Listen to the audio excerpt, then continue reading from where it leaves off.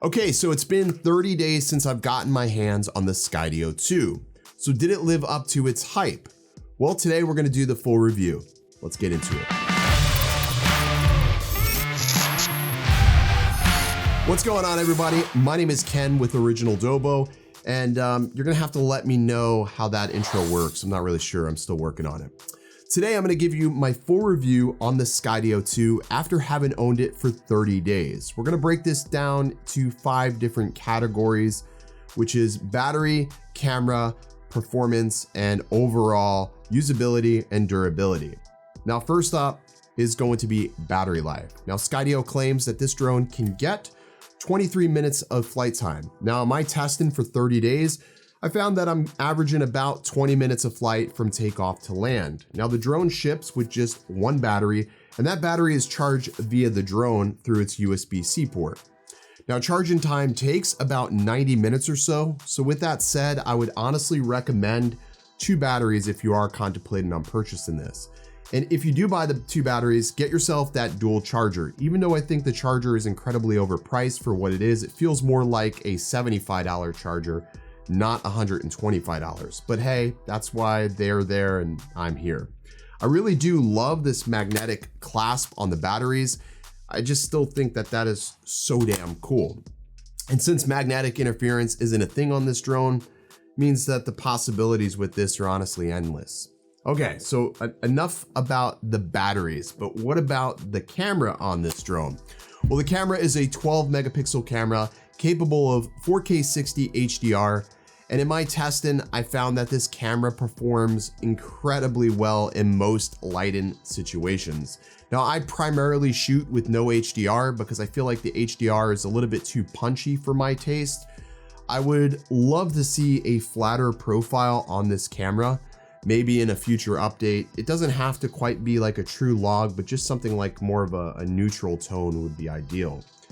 Beyond video, photos from this unit come out incredibly well. Whether you shoot in RAW or JPEG, you can basically take those photos and upload them straight to whatever social media platform without issue.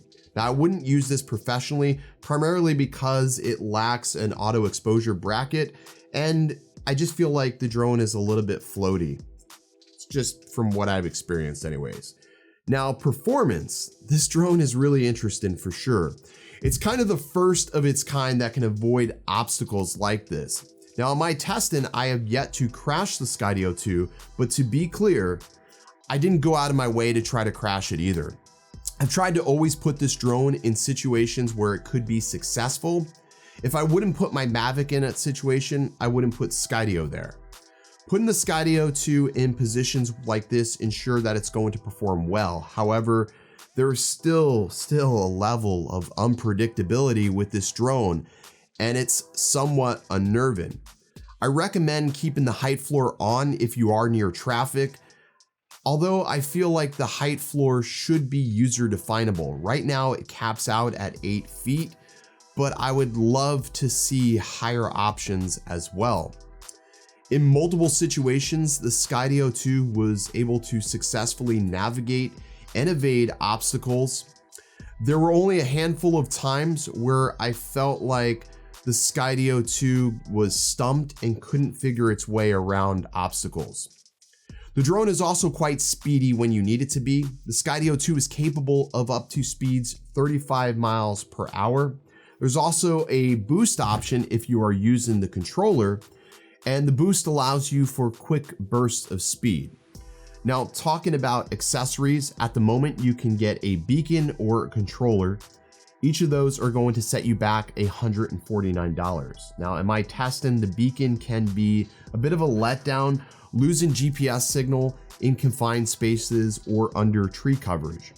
While the controller has its own set of issues, the controller is borrowed tech from the Parrot Anafi, and the controller is prone to interference, and well, the same can be said here on the Skydio 2, and it's one of the biggest letdowns with this drone, is the fact that I lose signal faster than a Sprint customer in an elevator. Now, is it the controller or is it the drone? It's really tough to say, but I don't know exactly how the antennas are positioned in this unit. But if I had to guess, I would say they're probably in this back quarter here. And well, just don't go expecting any sort of miracles from this controller. All right, so enough about that. Usability. So how's this differ from using something like DJI or Autel? Well, it's actually not that bad at all. Application is really dead simple and easy to use, and there's multiple ways to customize the Skydio 2 for flight. I'm also getting really sick, so I apologize, guys. One of the biggest things that I would love to see change is the ability to turn off that auto record. I like to record in short bursts, and sometimes I'll fill up an entire SD card with the Skydio 2 because I forget that I've left that on. Installing updates and bind into the controller is really simple and effortless. With that said though, iOS users may get some hiccups when you first bind the controller to the application. I've been getting this error undefined message every time I try to pair the controller to the Skydio 2 app, but that's nothing show-stopping and probably can be ironed out and fixed. Durability. So again, like I said, I haven't tried to, crash this, but I have just tossed this in my back seat and just sort of haphazardly brought this around outside of the case. And overall, looking over the drone, it's really quite flawless. It's probably going to take one good hard crash to probably do this thing in. But, in overall looking over the drone, I don't notice any scratches, no blemishes. The gimbal's pretty much unhindered. And that's a good thing. I don't notice any damage to any of the props. And again, I've just really thrown this thing around. But I would like to see this thing be able to fold for maybe a version 3. I've had a change of heart since the first time flying this. All right, so what's my conclusion?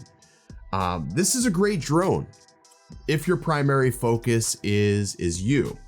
For the conventional drone pilot, like that's flown a Mavic or Evo, you may be a bit disappointed with this drone. Its lack of freedom to be able to fly through objects or get close to things may be a bit disappointing at times. The inability to fly at night or in low light situations is a bit of a downer. And the fact that there are multiple caveats in the crash warranty that I didn't initially read when I was purchasing this, and my own disappointment was created by myself. I let hype cloud reality, and now that reality has set in, I know what this drone is good for, and so because of that, you have to play to the drone's strong suits. I hope this video sheds some light on my experience in owning this for 30 days. I was going to sell this drone, but it has a purpose. It just may not be an everyday purpose. And because of that, I'll just have to use it as such. I feel like it's still fun to fly when I put it in the situations that it's good at. But for professional use case or, anything really cinematic, your results may vary. Just know what you're buying when you get the Skydio 2 and you won't be disappointed. I hope this video helps you guys, and as always, stay original.